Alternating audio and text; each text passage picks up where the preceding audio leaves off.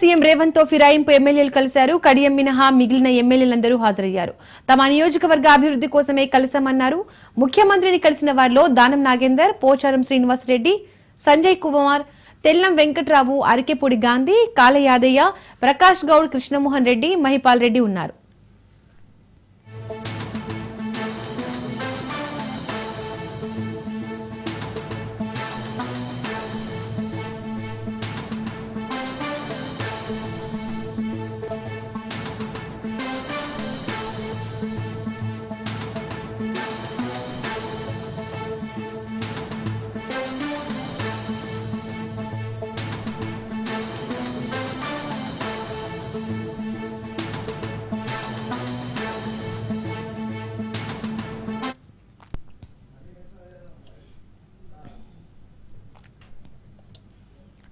Telangana CM Revanth తో ఫిరాయింపు ఎమ్మెల్యేలు కలిశారు. కడియం మినహా మిగిలిన ఎమ్మెల్యేలందరూ హాజరయ్యారు.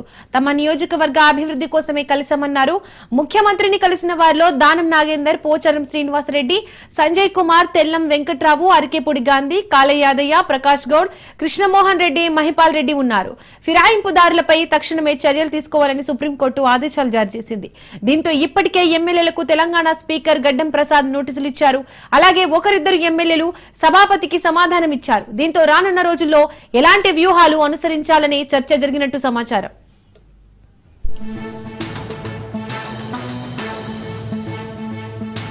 రైట్, ఇక దీనికి సంబంధించి మోర్ డీటెయిల్స్ మా ప్రతినిధి రాజు అందిస్తారు. రాజు.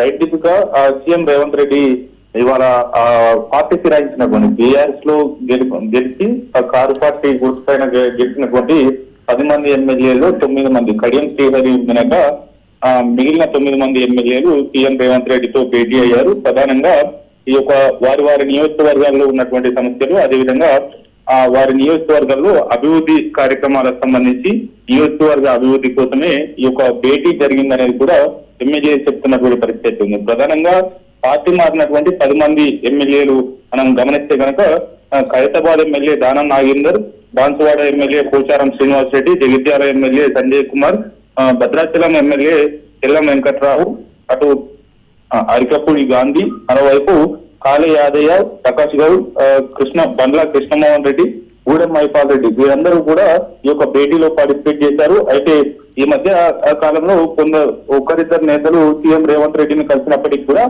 పార్టీ అటు బీఆర్ఎస్ నుంచి కాంగ్రెస్ పార్టీలో చేరిన సమయంలో మాత్రమే ఈ మూకుమ్మడిగా సమావేశం జరిగింది. ఆ తర్వాత ఎటువంటి ఉమ్మడిగా ఎటువంటి సమావేశం జరగలేదు.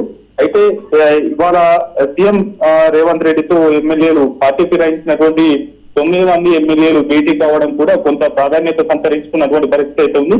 ప్రధానంగా ఇటీవల సుప్రీంకోర్టుకు అటు బీఆర్ఎస్ నేతలు వెళ్లిన నేపథ్యంలో కూడా వారి పైన చర్యలు చేపట్టాలంటూ కూడా సుప్రీంకోర్టు స్పీకర్ కు సూచించిన నేపథ్యంలో కూడా స్పీకర్ పలువురు నేతలకు ఈ యొక్క నోటీసులు జారీ చేశారు. అందులో అరికపూడి గాంధీ, మరోవైపు బండ్ల కృష్ణమోహన్ రెడ్డి, వీరితో పాటుగానే పలువురు ఎమ్మెల్యేలు కూడా ఉన్నట్లు తెలుస్తా ఉంది.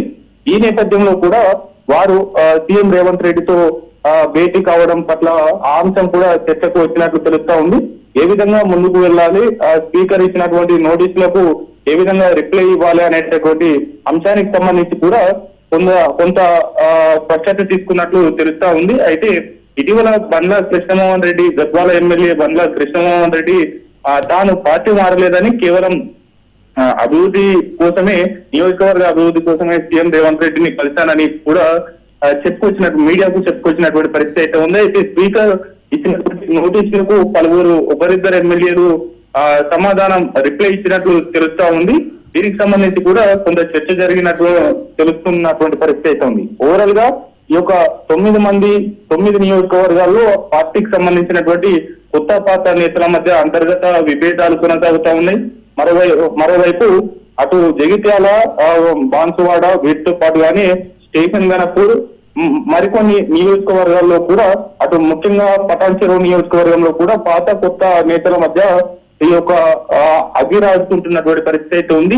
విభేదాలు తారస్థాయికి చేరుతున్న నేపథ్యంలో కూడా స్థానిక సంస్థల ఎన్నికల్లో ఈ విడివిడిగా ఉంటే పార్టీకి డ్యామేజ్ అయ్యేటటువంటి ఛాన్స్ ఉంది. కాబట్టి అందరూ కలిసికట్టుగా పనిచేయాలి అనేటటువంటి సూచనలు సీఎం రేవంత్ రెడ్డి చేసినట్టు తెలుస్తా ఉంది.